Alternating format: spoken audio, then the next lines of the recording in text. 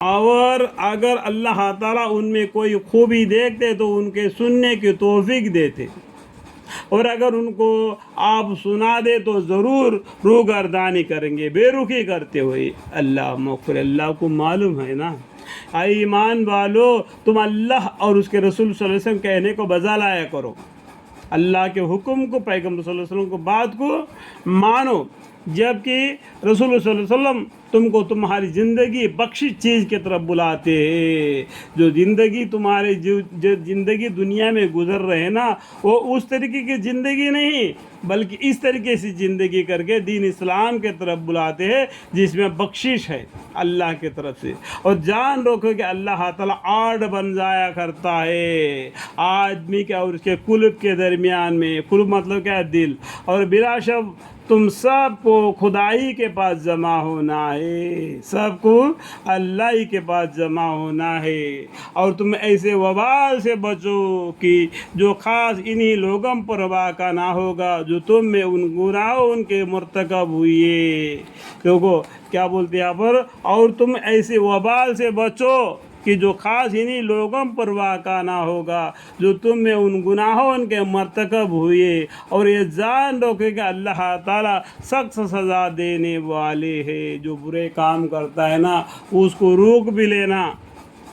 اگر تم اس کو روک نہ لے گے، وہ تو برے کام کرتے جائے گا، برے کام کرتے جائے گا، تو اللہ کا عذاب آ جائے گا، تو تم اس کے ساتھ تم بھی شامل ہو جائے گے۔ کیونکہ تو وہ برے کام کرتا ہے تو نہ بولنے کی وجہ سے نہیں بولتے کہ آٹے کے گھیو کے ساتھ کیڑا بھی رگڑا جاتا ہے۔ سمجھ میں آئی بات؟ اور اس حالت کو یاد کرو کہ تم قتل کئی قلیل تھے، یعنی اس بات کی یاد کرو، پہلا تم کون تھے؟ ایک پیغمبر صلی اللہ علیہ وسلم سے، اس کے بعد میں 2 3 4 5 کر کے بڑھ گیا اس دین اسلام۔ تو پہلا کون تھے؟ تم قلیل تھے، چھوٹی سی جماعت تھی سرزمین میں، کمزور شمار کیے جاتے تھے۔ یہ مسلمان کمزور ہے، یہ 100 آدمی 200 آدمی یا 500 آدمی ہے، اس طریقے سے گنے چنے مسلمان ہو کر کے کمزور شمار کیے جاتے تھے۔ اس کی وجہ سے اذان بھی دیے بغیر نماز ادا کرتے تھے۔ آپ بخاری شریف پڑھیں گے تو اس میں جب 500 آدمی کا مسلمانوں کا جماعت ہو گیا تو کھلم کھلا اعلان کر کے اذان دے کے نماز پڑھنا شروع کر دیا۔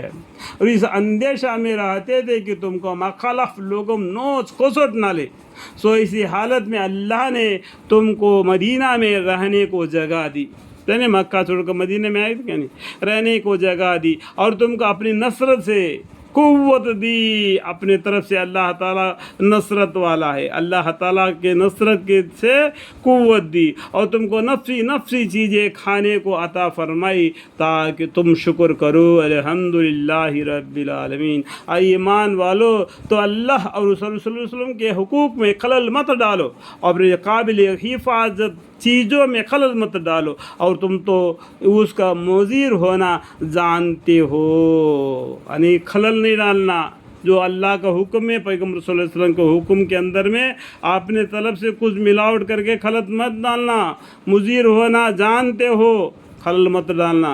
اے ایمان والو، تم اللہ اور اس کے رسول صلی اللہ علیہ وسلم کے حقوق میں خلل مت ڈالو، اپنی قابل حفاظت چیزوں میں خلل مت ڈالو، اور تم تو ان کی مضر ہونا جانتے ہو۔